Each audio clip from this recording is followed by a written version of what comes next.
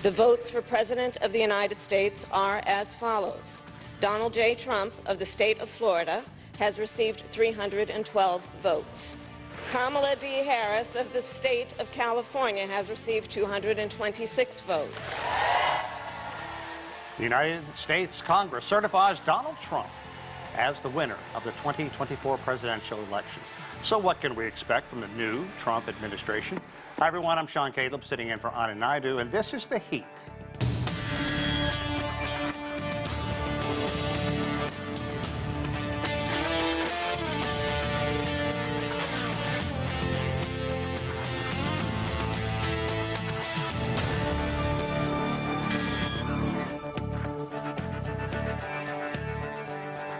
Welcome, everyone. Members of Congress certified President-elect Donald Trump's win on Monday, as we just heard, a smooth process that was dramatically different than what played out 4 years ago when rioters stormed the U.S. Capitol following the inauguration on January 20th. Trump and Republicans will move on to take over the government and the country. CGTN's Nathan King has more in this report. Yeah, what a difference 4 years makes. 4 years ago, remember, there was a riot or an insurrection or a coup attempt, as some people call it, after Donald Trump falsely said that he won the election, that actually Joe Biden did.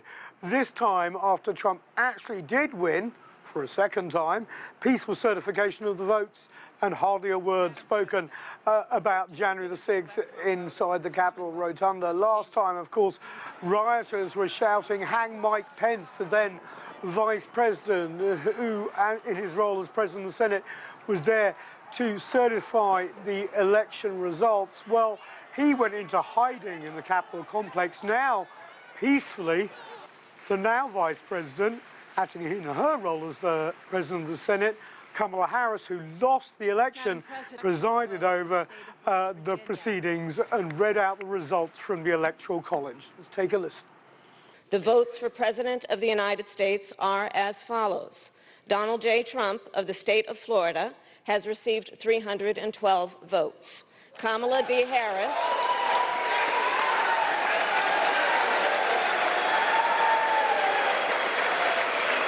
So no complaints from Republicans this time. They now control both houses of Congress and the presidency come January 20th. Big legislative agenda, immigration, anti-immigration push, extending tax cuts and more. But of course, memories of January 6, 2021 still fresh in the minds of Washington, the US and the world.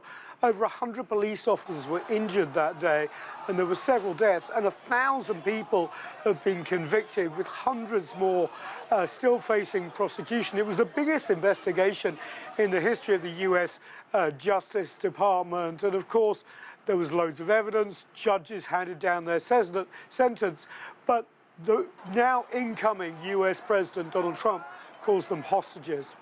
We will treat those people from January 6th fairly. We will treat them fairly. And if it requires pardons, we will give them pardons, because they are being treated so unfairly. So one of his first acts could be to pardon some of those convicted 4 years ago. He's also talked of prosecuting people who, of course, impeached him afterwards. And remember the January 6th congressional hearings. 4 years on, we may have had a much more peaceful handover of power in the Congress, but the issue will dog American politics and history for years and decades to come. Nathan King, CGTN, Washington. Okay, so there is a lot to discuss. Let's get right to our panel. Joseph Williams, a journalist and former senior editor with U.S. News and World Report. Brandon Brice is a columnist and secretary of the Delaware Republican Party. Also with us, Imani. She is an associate professor of digital storytelling at the George Washington University. Also, Adolfo Franco. He's an attorney and Republican strategist. Adolfo, I'm going to begin with you. As we said, clearly a much different landscape this year with a very smooth process of certifying the election. But what happened 4 years ago still on the minds of so many. I want you to listen to what President Joe Biden said about January 6th, 2021. 4 years ago, January 6th, this Capitol was attacked by a violent mob. And our democracy was really literally put to the test And thankfully, our democracy held. Now it's your duty to tell the truth, to remember what happened, and not let January 6th be rewritten or even erased. Okay, Adolfo, we heard earlier President-elect Trump call some of those people who took part in January 6th 4 years ago as hostages. I want to get your take. How should history remember that day?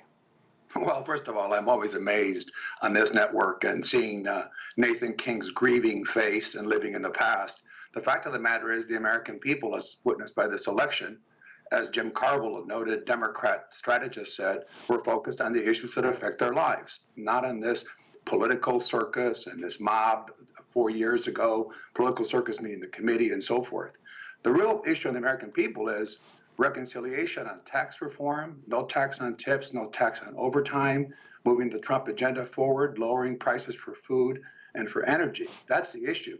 I realize people on the left on this program, your reporter Nathan King, who's far leftist, are still grieving. Problem is the American people don't see it that way. They saw a mob, it was condemned. A lot of people were persecuted. I wish the persecutions of those individuals and the prosecutions would have been as vigorous with respect to the threats that our country faces regarding ISIS-inspired terrorism in our country and the national security threat posed by an open border. That's what's in the mind of the American people. Had it been otherwise, they try to make, Sean, this election a referendum on January 6th, on democracy, and so forth. I think the people spoke pretty clearly on November 5th what's on their mind. So I hope this narrative continues with the leftist press, with the Democrat Party. It is not a winning formula. Using President Biden as an example, a failed, defeated president. Okay. So, Adolfo, it sounds like you're saying the voice that's the loudest in the room is going to have the final word in all this. No, I'm saying democracy is going to have the final word, which is the American people. I don't know if that's the loudest word, but it's the voice of the American people. They made this election mistakenly, according to Democratic strategists now, a referendum on so-called democracy. By the way, Sean, this incumbent president has said that the Justice Department persecuted his own son. So it's very convenient. They have a double standard, but it's not the loudest voice. It's the voice of democracy. This election was decided on the issues I just said earlier. Okay, and now you're trying to relitigate things. Have at it. The American people are completely uninterested. Well, your thoughts to the fact that Trump said that he is open to willing to issue some pardons on day one of his presidency. Do you think that should happen? Yes, I think a lot of people who... The ones who attack police, things like that, should that happen?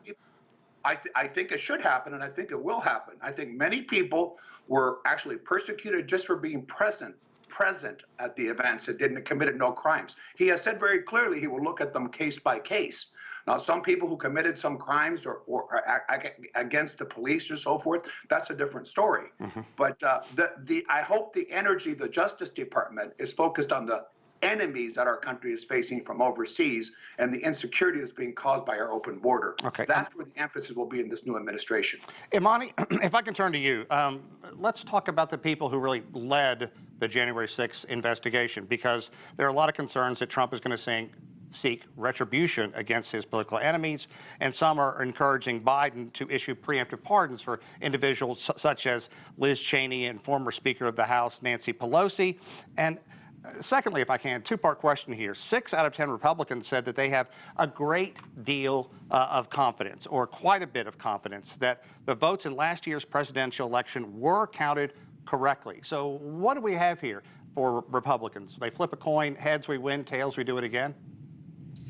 Well, I think, today was very clear. You saw a peaceful transition of power, which we didn't see 4 years ago, but we saw it today. Because the reality is that there are people who respect the outcome of elections. There are people who don't throw temper tantrums when they don't win, and then there are people who do. And so I think we're seeing just a maturity today. We're seeing a humility today in Vice President Kamala Harris, not only reading those Electoral College results, but standing honorably and passing the torch as we have done in this nation for hundreds of years. So I think it's really important when you look at and whether we're living in the past or just, again, holding people accountable. We're only talking 4 years ago. We're not talking 40. And I think it's really important that as we move into the future and move forward, that we are acknowledging that, again, you you are held accountable in this country when you commit crimes, when you attempt a coup, when you participate in treasonous activities. Over 140 officers were injured on January 6, 2021. Several people died that day, and it was a dark moment in this history's current past. And I think it's important that, yes, we move forward as we've done, very mindfully, very demurely, pass the torch. I think it's interesting to see how we continue to push things forward. Okay, Brandon, if I can move on, let's, as some have said, not live in the past. Let's look at the future, and let's look at what the Trump administration is coming into. He's going to have complete control of the U.S. Senate as well as the House of Representatives. He has a very ambitious plan for a lot of legislative actions, including addressing border security, money for mass deportations, the extension of the 2017 Trump tax cuts, and raising or eliminating the federal debt ceiling. And also, they want to, of course, push forth this measure that Trump really ran on to a large degree, and that's the no tax on tips proposal. That's a lot of stuff in one measure. How practical is it to roll it all into one? You know, I think Trump has an opportunity. I mean, this is an opportunity, a reset, if you will, to be great, or as they say, absolute power corrupts absolutely. I think this is a unique opportunity because he does have control of the House. He does have control of the Senate. And I think, you know, right now, he's able to capitalize on what many of us know. I mean, the reality is we had a failed presidency in Joe Biden. I mean, this is the reason why on November 5th, the American people spoke up and said, we want to give Trump a second chance. Now it's up to Donald Trump. It's up to the leadership of the caucus to do what's right for the American people. And you'll find this out within the first 100 days. It doesn't take long to figure out what kind of presidency will Donald Trump be in his second term. Will this be a repeat in some cases of 2016, or will this be a president who's going to put Americans back to work, focus on border security, something that still has not been done, and really create an opportunity for a new path for the United States? We'll see in the next 100 days. Joseph, I want to get to you now. Sorry, it's 12 after. We'll get to you as soon as we can. But I want you to think back to the Obama administration, which really seems like ancient history at this point. When he came in, he had both the House and the Senate as well. But trying to push through his ambitious health reform act, man, it just dragged down, and it really got his administration off to a stop, if you will. Now look at Trump coming in. He has the GOP very much, I wouldn't say under his thumb, but they certainly listen to almost everything that he says. What's it going to be like when Donald Trump comes in? How difficult is it going to be for Democrats to really have any kind of say moving forward, at least for the next 2 years? Well, I hate to disappoint my good friend Adolfo, but part of what's going to happen is, well, we've already seen a bit of a preview of what's going to happen. Matt Gaetz being 86th, Pete Hegseth being put on the hot seat, a lot of questions being raised about whether or not we can actually afford these tax cuts. So I think that the Obama analogy that you're creating, Scott, is a very good one. I mean, basically, Obama came in with both houses of Congress, and it wasn't the Republicans who stopped his agenda, it was his own party. I mean, keep in mind, we were looking at something close to universal health for everybody, universal health care for everyone. What ended up passing was kind of a narrow version that even was written by a Republican that got passed because moderate Democrats didn't want to vote for the whole shebang because they knew they would have to face constituents back home. Now, it's not necessarily going to be the case in the Senate, but there is still a very narrow majority there. The case is going to be in the House. We saw it took 2 votes for Mike Johnson to become Speaker. Wasn't the 17 or 18 votes that Kevin McCarthy had, but he is still walking a line that is really, really narrow. He's going to have to navigate that tightrope. There are going to be some people in the Republican Party who feel like maybe Trump's proposals don't go far enough. Yeah, but Joe, I would also counter that sources have indicated that it was just one phone call from Trump, and those 3 instantly flipped. So he has a great deal of authority.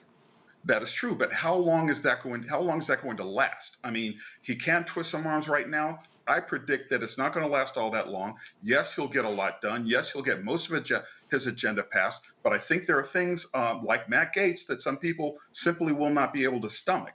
And I think that it's going to make it very difficult because, again, we're talking about a leadership vote here. We're not talking about any practical policy that might take healthcare away from people, or that might raise taxes, or might raise user fees. I mean, those things are very unpopular. Remember when Chuck Grassley came home to his constituency after a vote to repeal Obamacare? He got roasted. So we're going to see some moderation, some kind of level setting, I think, over these next 100 days. Interesting. Well, if I can, Sean, very quickly. Sure, jump in. Joseph, I agree very much with Joseph with what you have said. Wait, first of all, we agree. What? well, yeah. Hang on, you haven't heard yet. yeah. But here's a little bit of the asterisks I would put on it. First, you're absolutely right. Any president coming in really has 100 to 120 days. That's why the speaker, to get things really done, the speaker has said that reconciliation package, whether it be two, which has not been done since 1997, or one large one, as the president has called for, will have to take place before April or May of this year, for the reasons Joseph has said. It's very difficult. Politicians, when you have an R or D behind them, are still looking at their own districts, their own states, and their own priorities and their own political future. So the president's ability will, over a period of time, not be the same as the beginning. So Joseph's absolutely right on that. And there's even a bigger challenge than President Obama had, because the margin in the House is the smallest in history. And the fact is, for Republicans with 2 seats, but the fact is that there really are 2 Republican parties. There's a sort of an establishment party, and then there's another party that's much more conservative. So bringing that coalition together for the president will be very difficult. But here's the but. Okay. The Republicans, all of them, know they need to deliver on extending, which they will do, the Trump tax cuts, and they need to do border security and tax on tips. Beyond that, it is an enormous challenge for any president coming in, unless it's Franklin Roosevelt with huge majorities, which we do not have. Okay, Adolfo, real quickly, a Gallup poll released just a couple of days ago also shows that some 68% of Americans believe that Trump is going to be able to control illegal immigration. Only about 28% don't think he's going to be able to get a handle on it. Look, this is the overriding issue that everybody has been talking about for more than a year now. What is it going to be like when Trump takes office? Are they going to be able to begin deporting 11 million undocumented workers, and what would that do to the United States? Well, first, I know that has been fairly said about mass deportation of anyone who's here illegally, who is legitimately, under our laws, a target because they're not here legally. But the emphasis of the administration has been clear. Has been criminal activities and gangs and things that we have said, which are many, many people in the hundreds of thousands in terms of what we know are criminal activities and organized gangs. Secondly, is border control. A lot of it can be done by executive order, as he did, and we remain in Mexico policy, catch and release. Many things can be done instantly. He did bring the border under control. This administration lost control of it. So he can do a great deal. I think that will be the priority. More can be done. Senator Graham has said increasing the number of beds, for example, for detainees up to 170,000 along the border from the current under 100,000. So you will see that to be a priority. The border will come under control. Illegal immigration will be controlled. That is absolutely feasible, and that will be the #1 priority beyond the fiscal policies that we referred to earlier. You know, doing some research on this issue, Imani, if I can, before I came out, I came across a number of articles that said that the amount of crime that is being committed by undocumented workers is much, much, much lower than Republicans have been trumpeting. Here's one stat, now this is according to agents who stopped some 2.4 million migrants at the border. 15,000 of them, 15,000 of 2.4 million had criminal records. So we're talking about a small number. And if you look at the border states, the border cities down there, their crime level is lower than cities like Denver and Philadelphia, where you don't have this massive influx. So is it as bad as people say?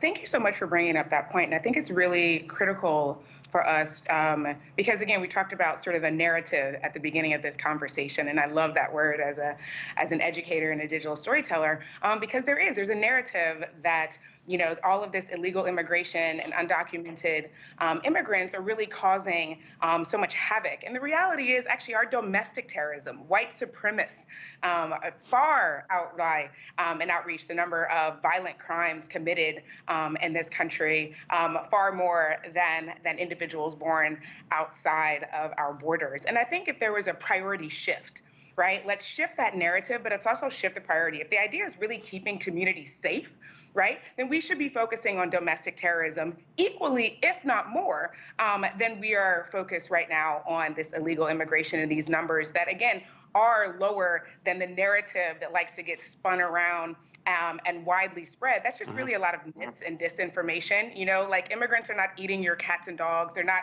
you know, yes, crime happens all the time, but I think if we put that narrative into perspective, then we can really actually, hopefully, address the issue. Like, let's get some sensible gun laws in our country. That would be a lot more helpful. Adolfo, I can see you ready to jump out of your skin, but I want to give, hang on, please. I want to give Brandon a chance to jump in first. Fair enough.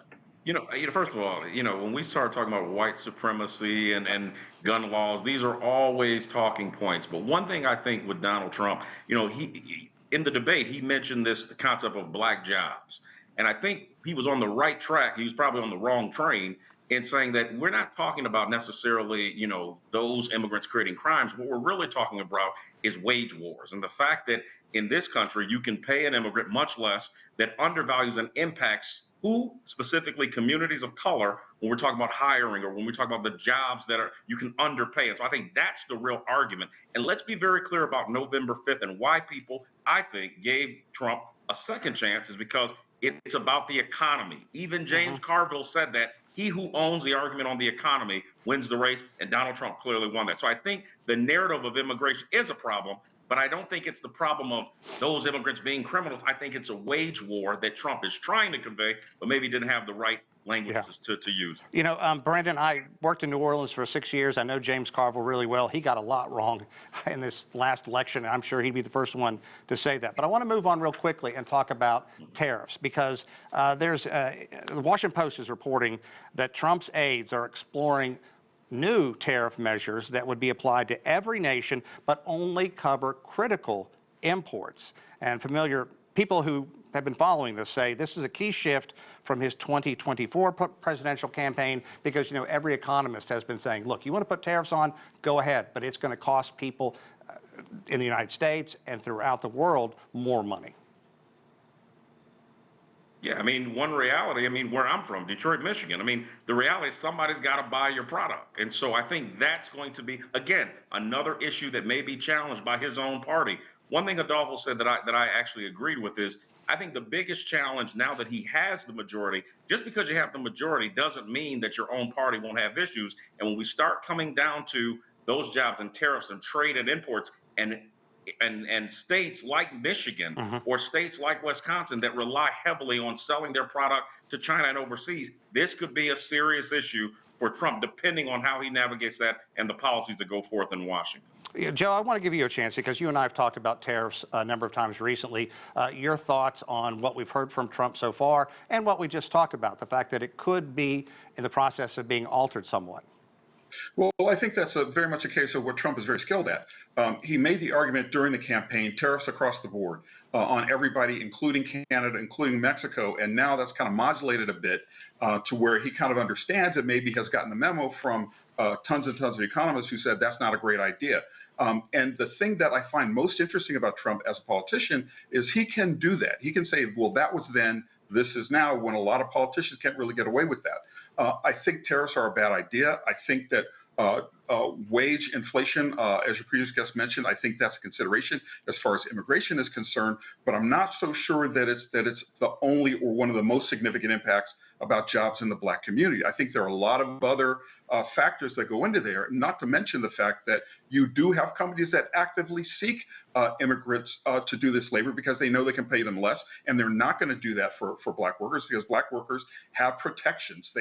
They're legal citizens. They can complain to OSHA about unsafe workplaces. They have all these other things that immigrants may be more reluctant to talk about and more reluctant or more eager to do crazy jobs. So I think that there's a lot to roll in here, and only time will tell how this stuff unfolds. I think it's going to be a lot less radical than many Republicans might predict. Okay, real quickly, I'd like to also get you to weigh in on the fact that Elon Musk and Vivek Ramaswamy are clearly going to have very important roles, if not official roles, certainly going to have access to the Oval Office and Trump's ear. What is that going to do to the way that Washington has always operated? Well, I mean, you can see it right now in the tweets that Trump has made about Europe. Kind of harshing on a couple of allies, Germany and the UK, and that's going to cause a lot of diplomatic headaches, I think, for the Trump administration, unless they can find some way to rein in Elon Musk. Vivek Ramaswamy, I mean, he's going to do what he does. DOGE is going to do what it does. They're only a recommending body. They're not an official body, and neither Trump nor Musk nor Ramaswamy have to get confirmed by Congress, so they won't have but so much power. I think they're not going to alter the trajectory all that much. They're going to cause Trump a couple of headaches, and I think you can pretty much bet on that one. Adolfo, can I get you to weigh in on that one? Well, I don't think they're going to cause any headaches. They're going to cause solutions. They're going to drain the swamp, as the president has said. We have to reform the federal government from within, which is the bureaucracy is out of control and has been for many, many years. I've been part of it and in it, so I know it. So I think they'll be instrumental.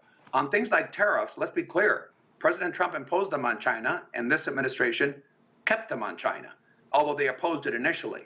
The president has said it's an instrument. You just saw today the Prime Minister of Canada, Trudeau, resigned. Yeah. That has to do with the trade war. So the president's effectiveness is this, as he said many times, you don't cooperate with the United States and have a fair playing trading level playing field, then we will impose tariffs. I don't think he'll be reluctant to do it. He's not going to do it willy-nilly, Joseph. He's going to use an instrument. The difference is this president has the courage to take tough decisions, which this president on a variety of issues did not do. How did Canada harm the U.S., though? I'm not really sure about that one. Yeah, there are a number of issues where Canada has had advantages on timber, on a number of other products where there is a necessity, he said, and it has to do also with border security, which is another leverage to impose Adolfo, cooperation, which we have a northern border issue as well. So it's an instrument that he's used. But the resignation of Prime Minister Trudeau is tied to President Trump's election. Make no mistake about it. Okay, Imani, we have 30 seconds, no more. I'm going to cut you off after that. Do you think the Musk-Ramaswamy tandem, if you will, is it going to have a huge impact?